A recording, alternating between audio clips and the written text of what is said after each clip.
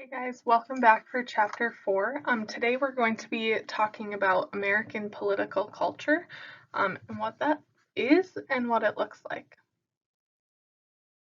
So some learning targets will explain the concept of political culture and key components in the United States. We'll briefly discuss about how the United States is different than some other countries in regards to its political culture. We'll identify some of the sources of political culture in the United States and then look at how conflicts in American political culture affect public confidence in government and tolerance of different political views, so on and so forth. So, welcome to Unit 2. All right, so some of your guiding questions for this section. I would encourage you to stop and do the reading and try and answer these on your own, or go back and summarize these at the end of the lecture. But we'll kind of do a quick overview of some of these questions. So the first question is, do Americans trust their government? And what I find with students a lot of the time is their quick response to that question is no, right? Like, we don't have trust in our government. Congress can't get anything done, right? Those sorts of things. And there's definitely those sentiments in our political culture. However, based on polling and some of that information, which we'll talk extensively about in Unit 3, Americans trust their government more than it appears. Trust has certainly fallen in recent years, but in general, Americans are happy with our system of government. So they like the Constitution, they like the Republic.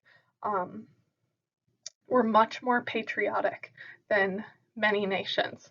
Um, our problem, lots of the time, comes down to the individuals that are running our government and whether we trust them or not.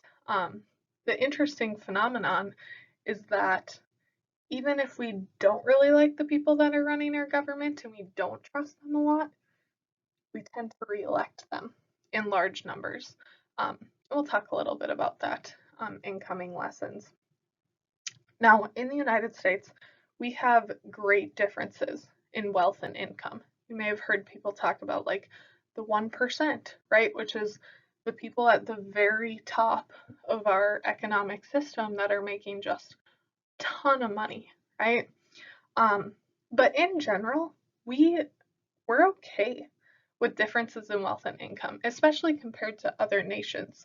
Um, in general, the common belief in the American political system is that we need to provide equal opportunity, not necessarily equal results, right? So one of the biggest sort of structures for equal opportunity is public education, right? Like give everyone a chance um, to learn and hopefully they'll go on to be successful, right? Now there's conversations about how effective public education is, especially in low income neighborhoods and those sorts of things. And those are all certainly political questions to be discussed. But in general, Americans, based on polling, have this expectation that we should provide equal opportunity, but we do not want equal results. So we don't necessarily want everyone to get the exact same paycheck, right? Or anything like that. So, and the last question is, why does our government behave differently than governments in other countries that have similar constitutions? Many European nations have very similar constitutions to the United States, but we are much different. And so, really, that comes down to our political culture. We tend to have more tolerance and greater respect for law and order than some of those nations, and have a huge focus on personal rights, especially when we compare ourselves to other nations with similar constitutions. So those would be some of the ways we vary. We'll talk a little bit more about that in the coming slides. All right, guys, so I have used the term political culture a few times already, so I should probably tell you what that is. Political culture, by definition, is a patterned and sustained way of thinking about how political and economic life should be carried out. And so there's an element of political culture that like a lot of Americans just agree on certain things. Um, and that may be hard to understand because right now we live in a really, really divisive society. But there are some values that are just like core values in the American political system. Um, and while there may be some people that disagree with some of those values, political polling shows us that an overwhelming majority of Americans do believe in those things. And so that's what we base a lot of this information off of. We're going to talk a ton about polling in Unit 3, um, but we're going to base a lot of our assumptions throughout Unit 2 here on polling results. So, Americans in general value political equality. So, in a politically equal society, citizens who are unequal socially or financially still possess identical or equal political rights, like voting rights, and they have the right to equitable treatment under the law. Um, so, that would be political equality, right? Even if I'm, you know, poor and um, can't afford to go to college or whatever it may be, I'm going to have the same voting rights or should have the same voting rights as someone who's a millionaire, right? Um, and there continues to be conversations about voting rights in the United States because when it comes to voting rights, and again, this is going to come up in Unit 3, um, when our country was founded, who had voting rights was such a small pool of people, and it's continued to grow. But we kind of started with the basis that, like, not everyone was politically equal, but we continue to work towards full political equality in society. Now, um, at the height of immigration to the United States, there was a striking emphasis on creating a shared political culture. Um, so we were a melting pot, right, of all of these different nations. And so they thought the way that we hold this nation together is by sharing a political culture, right? Our skin color may not be the same, our background, our education, but there's some values that we should all share, right? So this just kind of shows like whatever the national origins were of early immigrants to this country, like they were taught to salute the flag, right? Um, and those sorts of things. So from the beginning of our country, we have this like emphasis on what are American values, a huge focus on patriotism that we don't see in a lot of other nations that are very similar to us. Um, or this idea of Americanism. So I asked you on your notes sheet, like, how would you define Americanism? What is that? Um, so we could all have our own definitions of what it means to be American. Your book talks a little bit about like allegiance to traditions and our government institutions and just like the ideals of the United States, right? Like freedom, prosperity, life, liberty, and pursuit of happiness, like all of those things, right? So, 5 core beliefs in our political system. These are beliefs, again, based on polling results that Americans generally share. So, the first is a focus on individual responsibility. Um, Basically, saying that one is accountable for one's own actions and own well being. Um, Democracy. Democracy basically says that officials need to be accountable to the will of the people. Um, Equality, so we have an equal vote and equal chance to participate in our government. Liberty is the freedom to do as we please. Um, and then civic duty basically says that we need to be involved in community affairs and help out when able. Now, how do we know that Americans really share these beliefs? There's no way to prove that, right? There's probably some Americans that say, like, oh no, like, equality and democracy and civic duty, like those are number one, those are so important. And then you have other groups of Americans that are like, it's all about individual responsibility and liberty, right? So there's no way to prove that every American shares every one of these values. But over many years of public opinion polling and research, and even information on like the types of books that Americans read and how they respond to political speeches, the political choices they make, all of that has led political scientists to say, hey, these are some core values that Americans put first in a lot of instances. And they're not necessarily the same core beliefs that other nations like us share. Now, there is obviously behavior within our society that is in conflict with these beliefs, right? So if we talk about this idea of equality and having an equal vote and an equal chance to participate, we completely denied votes to African Americans for a really long time, right? Like even after the Civil War, when they earned their constitutional right to vote, Southern states continue to put into effect these practices that keep them from voting. And so values are important, but they don't always shape our behavior, right? We are self-interested, self-motivated human beings. And so self-interest, social circumstances, those things can shape our behavior. And so this is kind of a like, what's your creed or your like group of values versus how do you actually act, right? And those two things don't always go together. And they don't always go together for the politicians that are making these big decisions for us either. Now, there's a ton of political conflict within the United States, within our history, and lots of the time, this conflict deals with certain policy rather than values, right? Like to some degree, all Americans believe in a degree of liberty, right?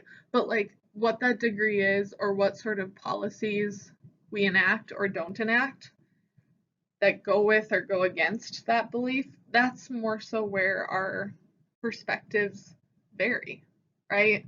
And some of these goals are in conflict with one another, right? Like if we say our heavy focus is equality and everyone needs an equal vote and equal chance to participate,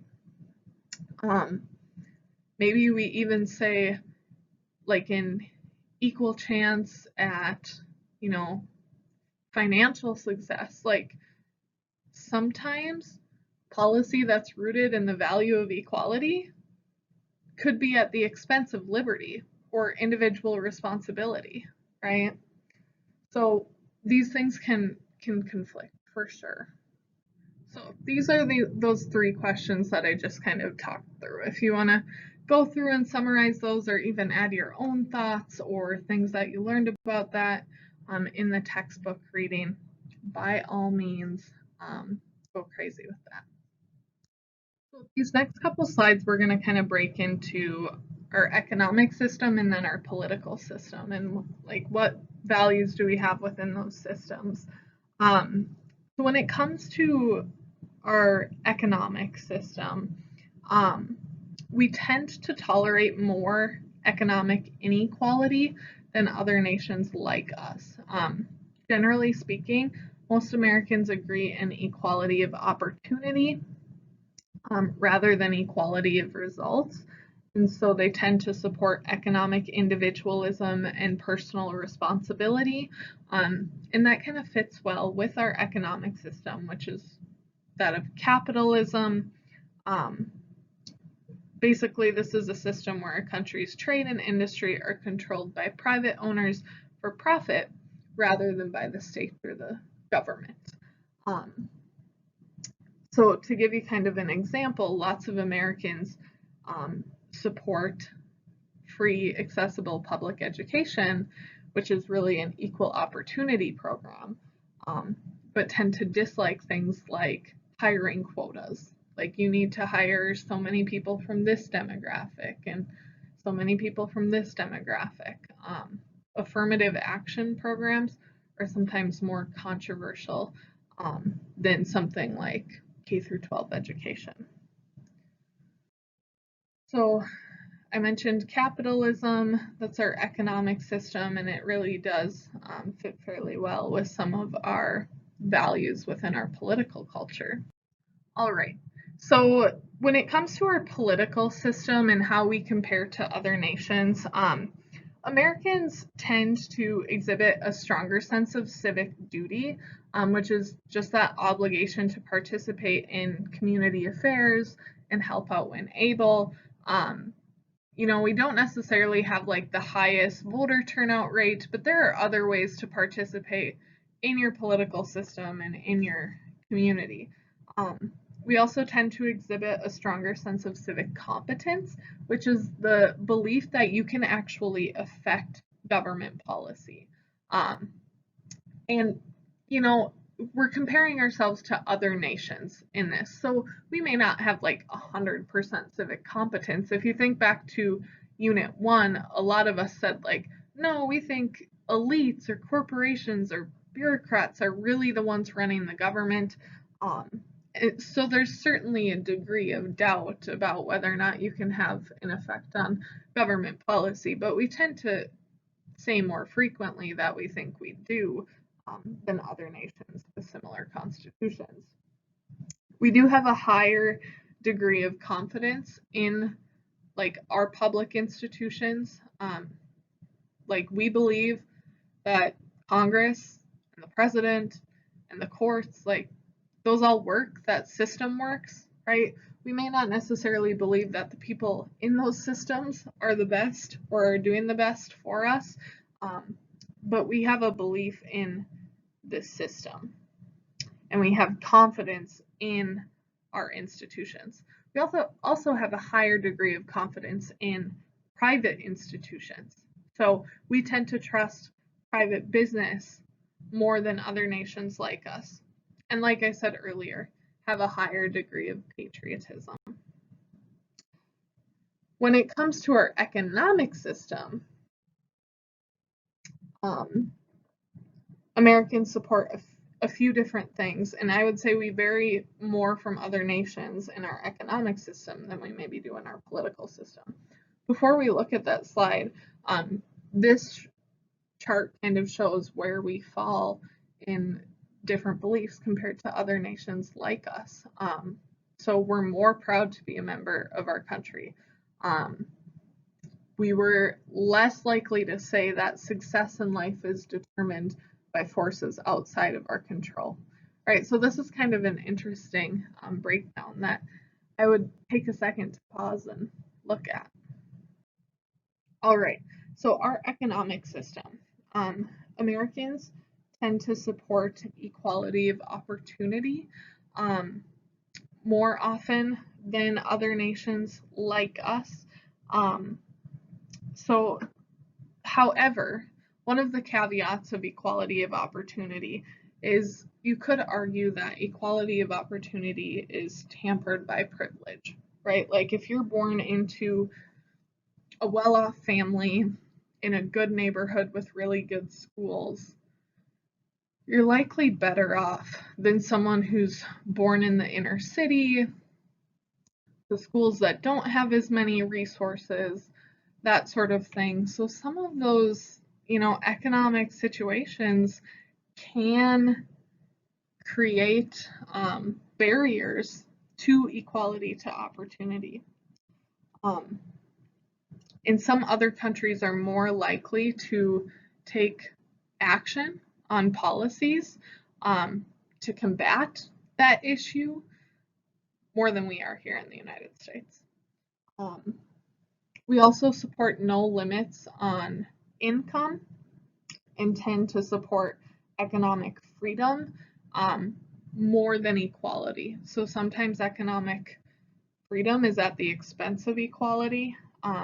Generally, Americans believe that we shouldn't guarantee citizens a basic standard of living, and there's strong support for this idea of economic individualism, more so in America than other countries. Now, religion also has played a role in our politics. The United States is among one of the most religious of nations, and this certainly has an effect on US policy. So, this goes back to the founding of our country. The First Great Awakening, we had religious ideas that really fueled our break with England, right? We said that England had violated the laws of nature's God in taking away some of our rights. Religion was also central to the fight over slavery, or abolition of slavery. It was also central to the temperance movement and the prohibition of alcohol. The support for civil rights was generally led by African American religious leaders in the South. We have coalitions of different religious organizations that try and influence government policy still today. There's a coalition called the Christian Coalition that came to be around the Reagan administration. And really their goal as an interest group was to advance the religious agenda in politics. We also have faith-based nonprofits, and to some degree, we give them first tax breaks. We also give some money to organizations that provide social services, and many of those organizations that do provide social services are faith-based and have a religious background. So though we have separation of church and state, religion is very entwined in our political process, in our political beliefs, and all of that. All right, so what is the source of political culture? There's a few different sources that we'll talk about here. First is kind of the battle between personal liberty and social control.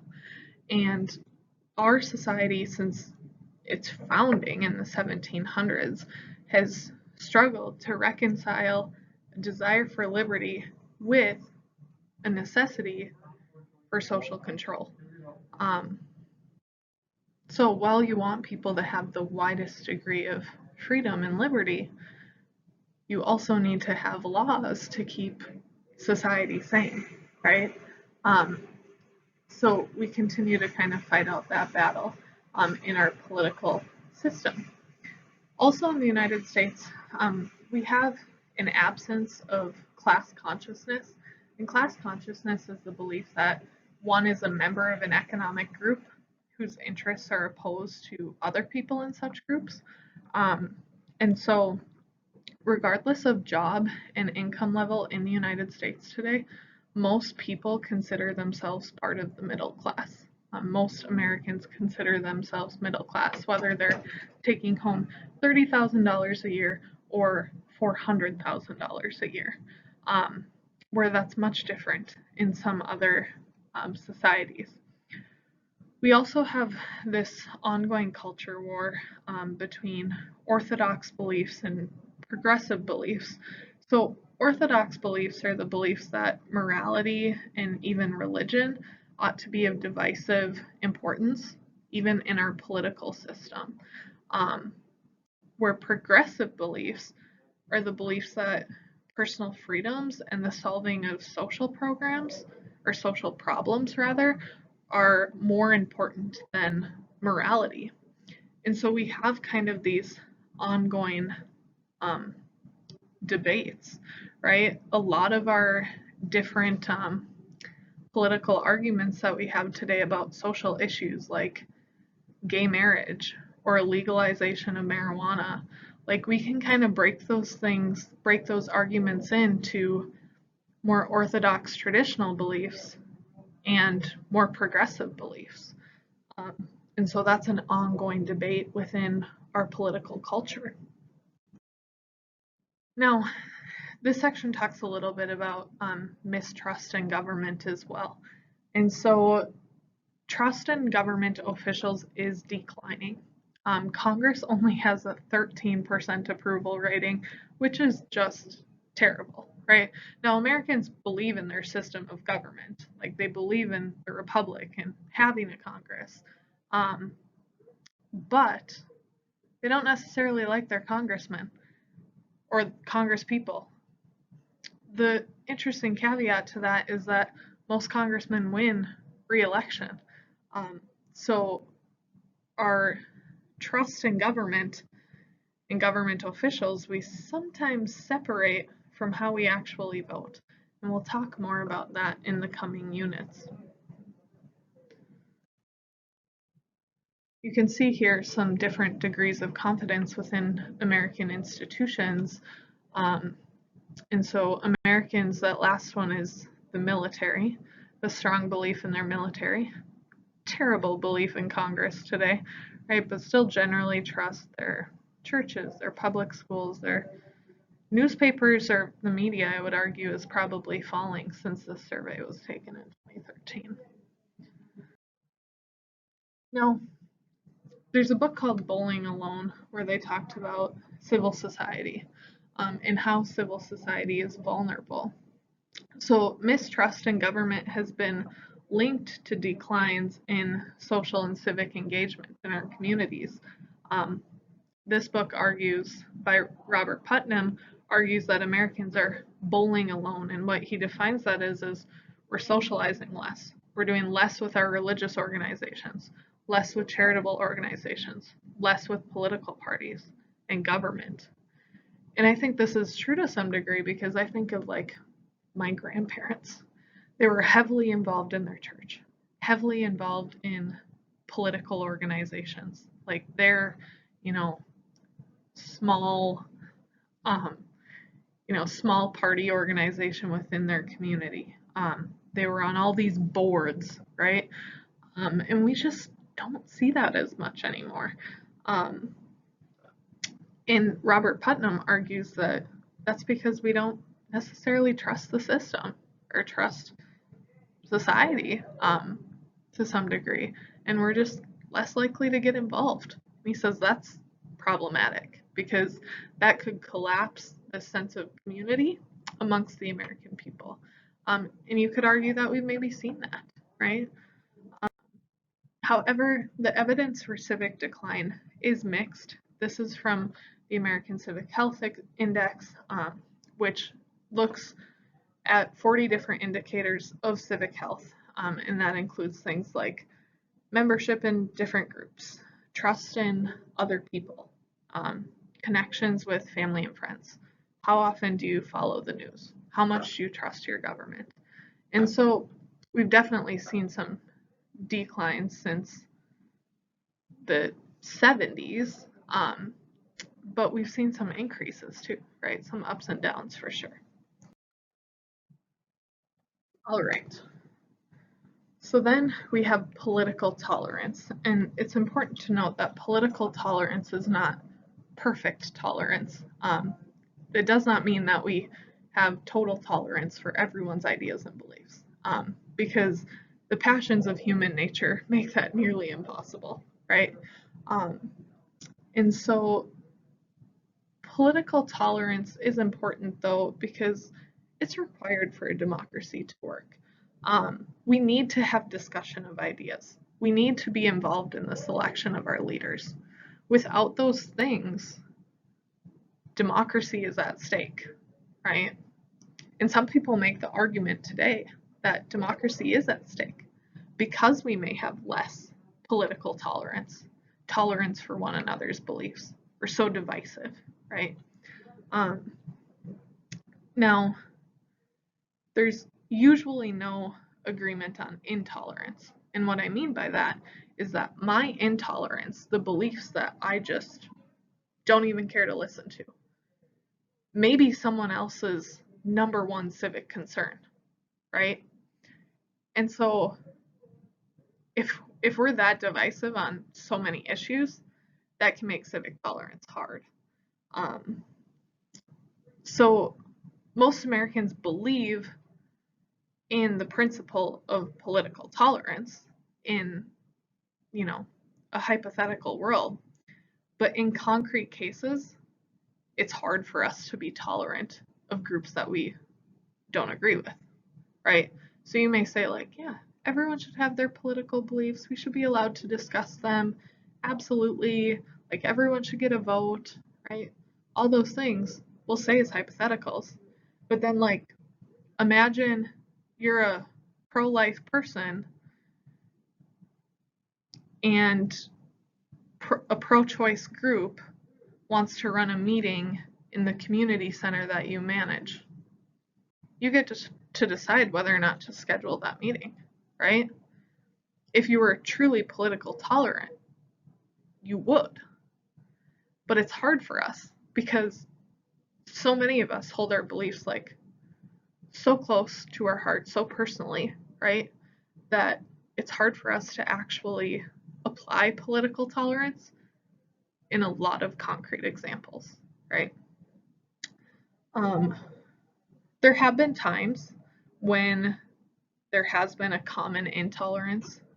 Some examples of that would be like in, you know, like during the Cold War, there's a general intolerance for communism, right? There's this Red Scare going on. Though there's certain times in our history where we've had an intolerance for a certain group of people or a certain set of political beliefs, but for the most part, that is not the case. All right, so kind of wrapping up here, U.S. political culture, to summarize, fosters civic duty, has a focus on upholding constitutional protections and supporting civil liberties. Political equality is an important value. And we're even seeing that play out like in elections, right? How do we make our elections free and fair?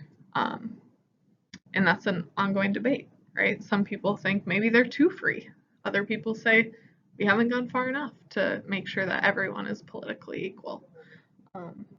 By nature, we have what we call an adversarial political system. This means generally we don't reach our political decisions by consensus. And we don't defer our decisions to other agencies. We want to be a part of making decisions, but it's hard for us to compromise and to come to an agreement. And so we have this back and forth process that is ongoing in American politics. All right, that's all. Kind of a bunch of different things, but let me know if you have questions. Have a great rest of your day.